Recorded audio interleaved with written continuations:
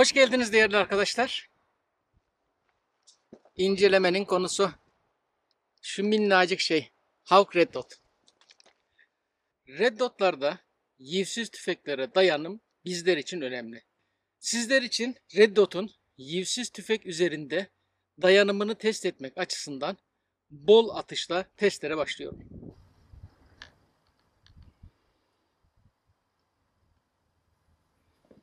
Bu testte kullanacağım ürün sarsılmaz M204T pompalı tüfek. Pompalı yivsiz tercih etmemin sebebi geri tepmenin biraz daha fazla hissedilmesiyle Red Dot'un dayanıklılığının ölçülmesi. Önce bu yivsizle bir Red Dot'suz olarak atış yapayım. Mesafe 30 metre. 30 metreyi tamamladıktan sonrasında 1-2 hedef atışı, sonra Red Dot monte edelim. Bakalım isabete ne kadar etkisi olacak.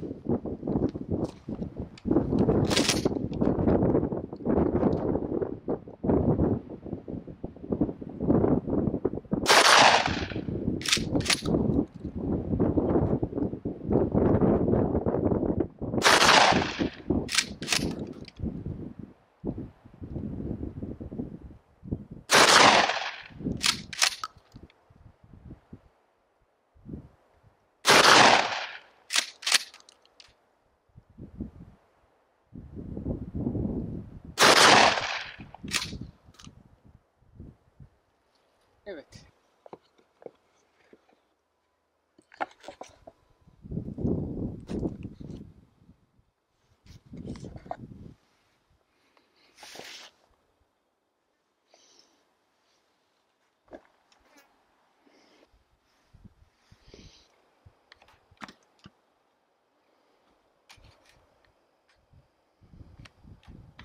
Kutu içerisinden çıkan şu ufak aparat oldukça işinize yarıyor.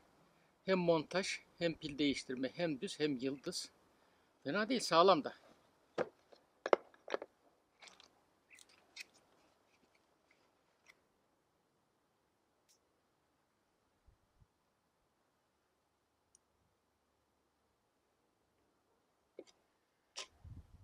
İlk atışlarda ve sıfırlama atışlarında Züber Target Palla kullanıyorum. Daha sonra farklı slug'lara da geçebilirim. Bir bakalım, sıfırlama atışlarını bir yapalım. Nasıl olacak?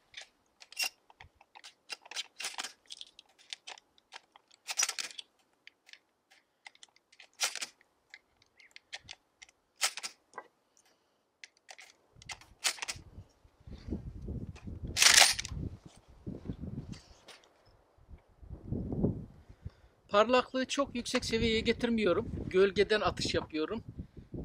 Güneş ışığı da var. Onun için çok yüksek olursa birazcık dağılım gösteriyor.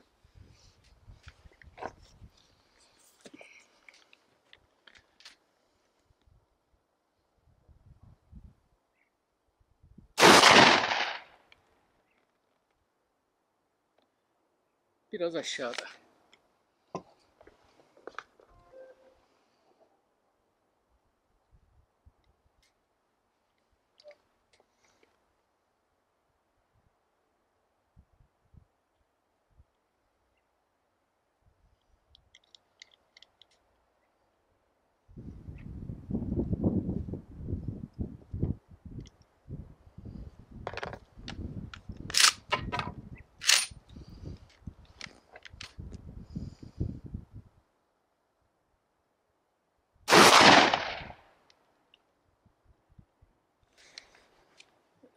Bir bakmam lazım. Çünkü buradan net görünümüm. Aha, gördüm. Hedefin az yukarısında. Çok indirmişim. Azıcık kaldıracağım.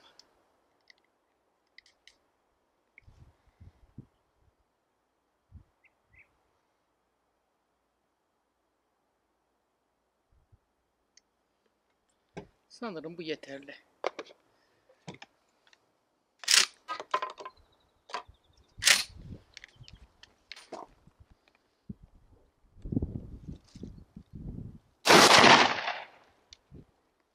Oldukça iyi gibi.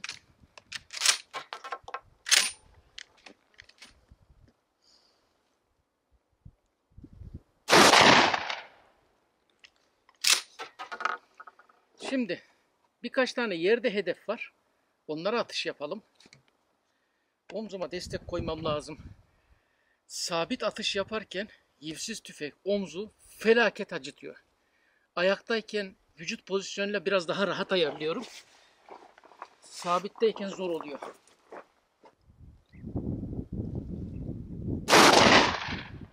Şu bir.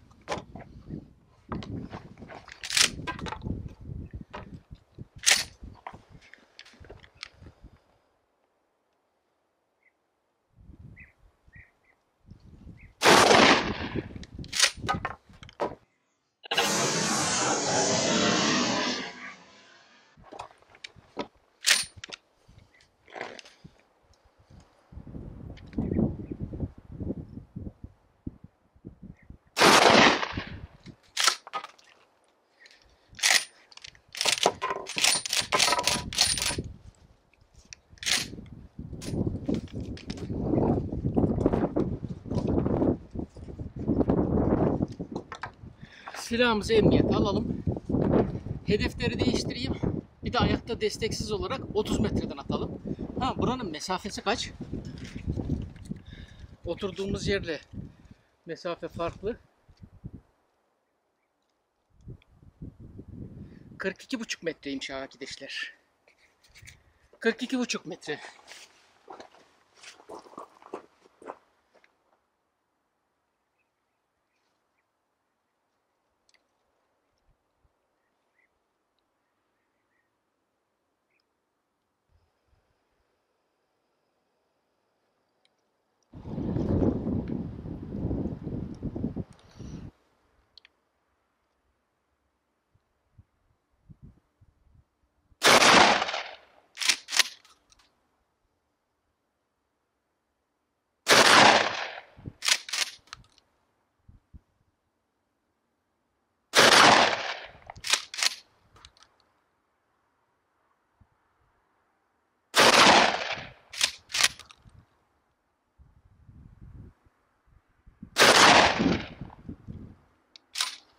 Üç atış çok güzel gitti. İster istemez birazcık yoruluyor insan. Yerdekilere saçma atış etti.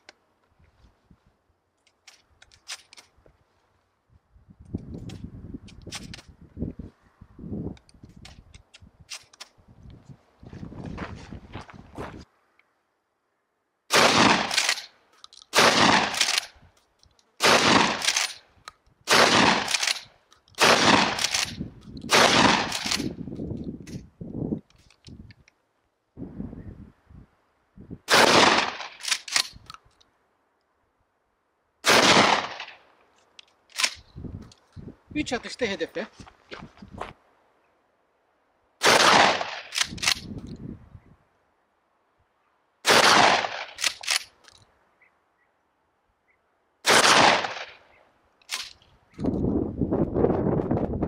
Red Dot hala sağlam çalışıyor. Farklı atışlar deneyelim.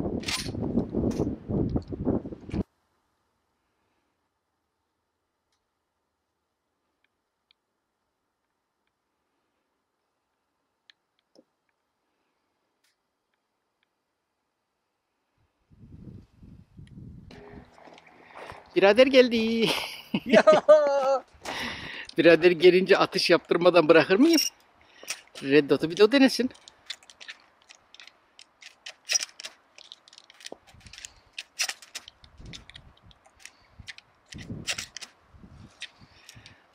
Tam beyaz çizginin oradan 30 metre. Hatta 31 metre biraderim.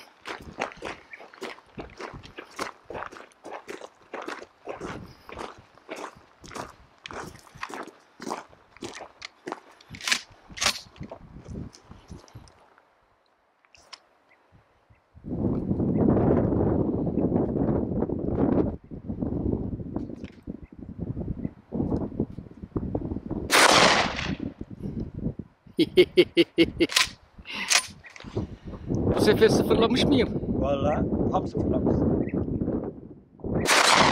Ah, benden oldu. Nazar değdi. Pompalıya unutmuşsun. Vallahi ben bu aralar çok az uzak kaldım ya. Hakikaten Artık ha. geri dönsem olur Bak herhalde. takipçiler çok soruyor, söyleyeyim.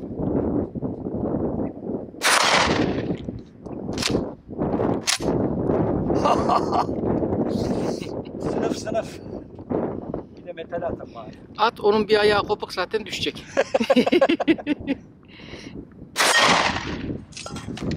Demiştim. Burada yapmadım demedim. Bu da şey yapayım. Neydi onun ismi? Atmadan çıkartayım. Red Dot'la 3 atışta 4 atışta görüşün. Yani birincisi ilk başta küçük gibi gelmişti bana. Ama ve lakin şeyi bayağı alanı daha rahat taramamı sağladı. Yani nişan aldığım zaman etraf çok rahat görünüyor. Çeperde biraz küçük olduğu için. Tahminimden daha işlevsel çıktı. Evet. Aynı zamanda kutu içerisindeki malzemelerle her türlü tabanca ve yivliye de monte edilebiliyor.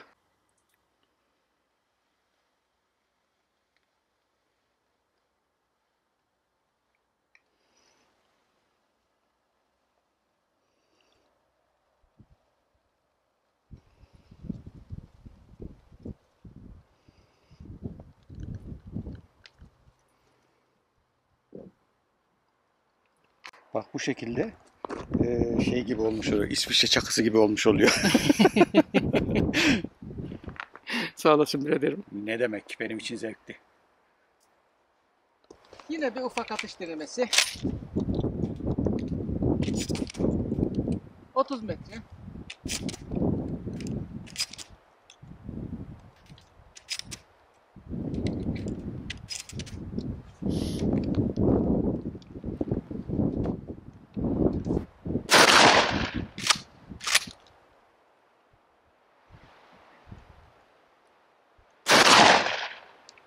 Şimdi oldu.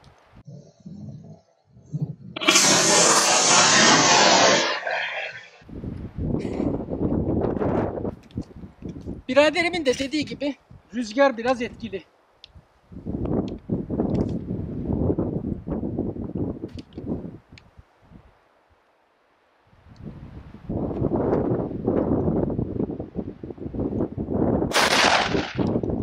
Yahu, silahı oynatıyor. Bayağı sağlam.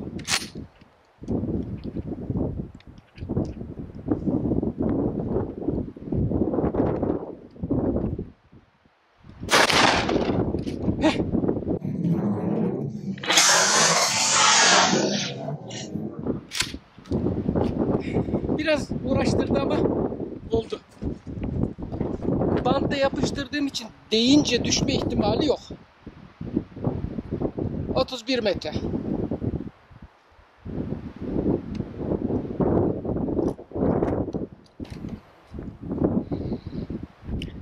Efendim burası hedefimiz. Kovanlar şu iki uçtaydı. Şurası da hedefimizin, biraz şöyle geniş açıda alayım. Arka sağ. Sağ. Birini buldum. Hedeften bu kadar uçmuş. Bakıyoruz tekrar açımıza. Şöyle mesafemizde böyle vuran da aha da şöyle.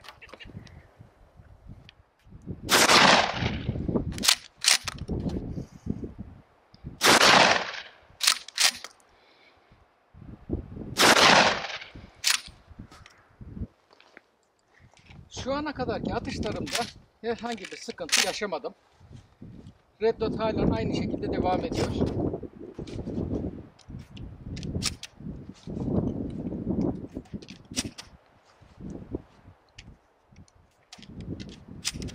Son bir kez daha atışlarını yapalım bakalım.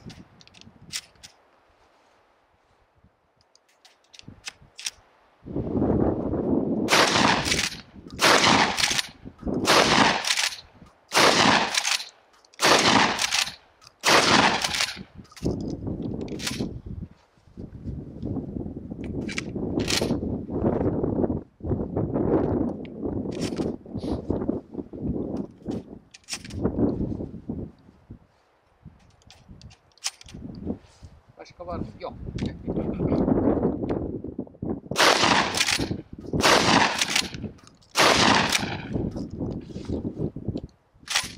Her zaman kontrol.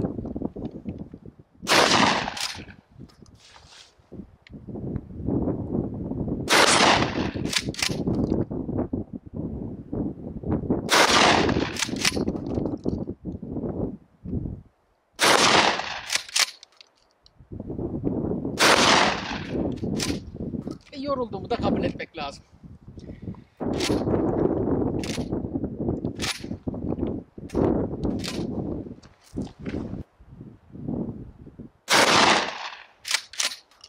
Birini vurdum, öbürünü düşürdüm.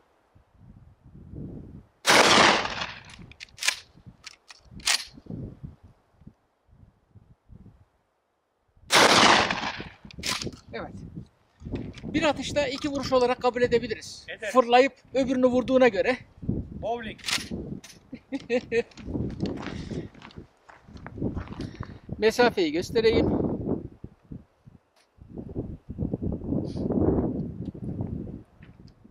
Atışlar esnasında size Red Dot'un ekranının görüntüsünü verme imkanım yok. Ancak Red Dot'ta bakarken herhangi bir şekilde kapanma, açılma vesaire bir şey olmuyor. Sadece tavsiyem kutu içeriğinde üzerinde takılı olan pil eski olabilir. Pili yenileyin, öyle kullanmaya başlayın. Şu ana kadar raya taktığım yerde tek vidayla tutmasına rağmen en ufak bir sarsıntı, sallanma ya da gevşeme oluşmamış durumda. Camda herhangi bir problem yok. Ve nişan aldığım zaman halen aynı netlikle görüşü sağlıyor. Bu da son atışlarımızdan. Yeter.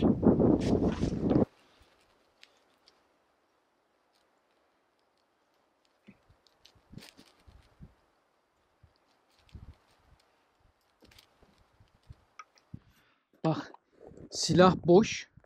Ona rağmen sana doğrultmuyorum kesinlikle. Yan tarafa doğrultuyorum. Silah boş. Atım yatağı da boş. İçi de boş. Dışı da boş. Ama Yer boş.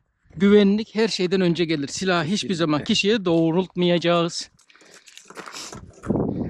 Şimdi kendim atıp kendim vurmam güzel de. Birader buradayken birazcık yardım edecek sağ olsun. Hazır mıyız? Bakayım. Hazır gibiyiz.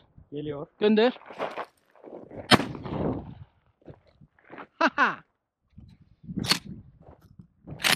Şimdi zorlaştırayım mı? Nasıl yani? Geliyor. Gönder. Olmadı bak. Zorlaşmış. Evet. Çünkü yalpalattırdı bizi.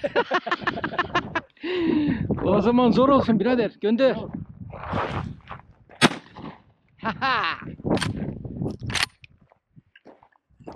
Bir tane daha gönder bakalım. Bu sefer havaya dikeceğim. Dik gönder gitsin. Bu kolaylaştırmış oldu ama neyse.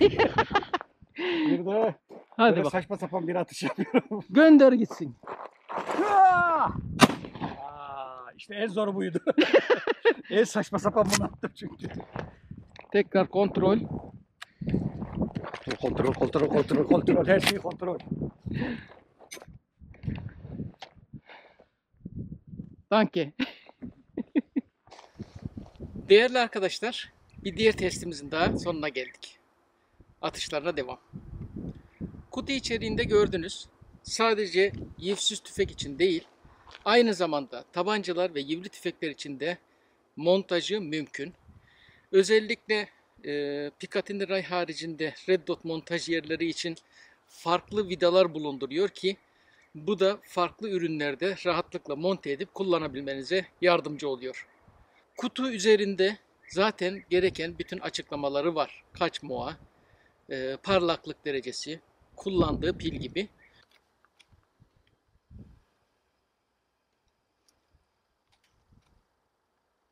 Ben size yine de pil değişimini göstereyim.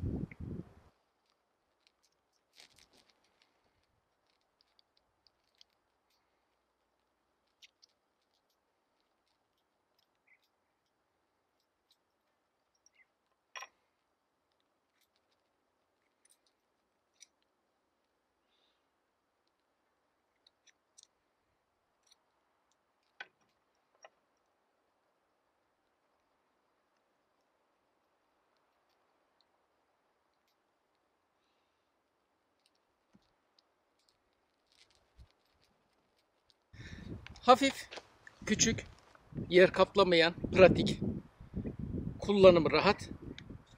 Yivsiz dayanımı da böyle bir pompalı yivsizde bunca atışta herhangi bir sıkıntı yaşamadım. Belki tek söyleyeceğim şey bir Red Dot kapağı ya da koruması olsa da taşırken bu şekilde açıkta taşımasam, üstüne kapatsam çok güzel olacakmış. Beni izlediğiniz için teşekkürler. Önümüzdeki videolarda görüşmek üzere. Kendinize iyi bakın. Sağlıcakla kalın efendim.